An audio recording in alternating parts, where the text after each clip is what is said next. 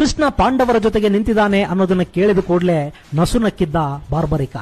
ಅಷ್ಟೇ ಅಲ್ಲ, ನೀನಿದ್ದ ಮೇಲೆ ಪಾಂಡವರೇ ಬಲಿಷ್ಠರಲ್ವೇ ಕೃಷ್ಣ, ನನ್ನ ಬಲ ಏನಿದ್ರು ಬಲಹೀನ ಕೌರವರಿಗೆ ಅಂದುಬಿಟ್ಟ. ಅವನ ದನಿಯಲ್ಲಿದ್ದ ಆ ನಿರ್ಧಾರನೇ ಕೃಷ್ಣನನ್ನ ಯೋಚನೆಗೆ ಹಚ್ಚಿದ್ದು. ಹೀಗಾಗಿ ಶ್ರೀಕೃಷ್ಣ ಸಮಸ್ಯೆಯನ್ನ ಅಲ್ಲೇ ನಿವಾರಿಸೋ ಸಂಕಲ್ಪ ಮಾಡ್ತಾನೆ. ಬಾರ್ಬರಿಕ ಬದುಕಿದ್ದರಷ್ಟೇ ಯುದ್ಧದಲ್ಲಿ ಪಾಲ್ಗೊಳ್ಳಬಹುದು, ಹಾಗಂತ ತಾನವನನ್ನ ಕೊಲ್ಲೋ ಹಾಗಿಲ್ಲ. ಆ ಕಾರಣದಿಂದಾಗಿನೇ ಬಾರ್ಬರಿಕನಿಂದ ಒಂದು ಮಾತನ್ನ ಪಡ್ಕೋತಾನೆ ಶ್ರೀಕೃಷ್ಣ. ಅದರಂತೆ ಆ ಯುವ ವೀರ ತನ್ನ ಶಿರಸ್ಸನ್ನ ಶ್ರೀಕೃಷ್ಣನಿಗೆ ಕೊಡಬೇಕಾಗಿ ಬರುತ್ತೆ.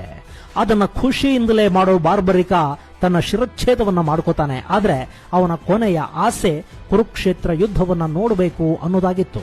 ಹೀಗಾಗಿ ಯುದ್ಧ ನಡೆಯೋ ಅಷ್ಟೂ ದಿನಾನೂ ಅವನ ತಲೆ ಜೀವಂತವಾಗಿತ್ತು ಹಾಗೂ ಯುದ್ಧವನ್ನ ಕಣ್ತುಂಬಿಕೊಳ್ತು ಅಂತ ಹೇಳಲಾಗತ್ತೆ.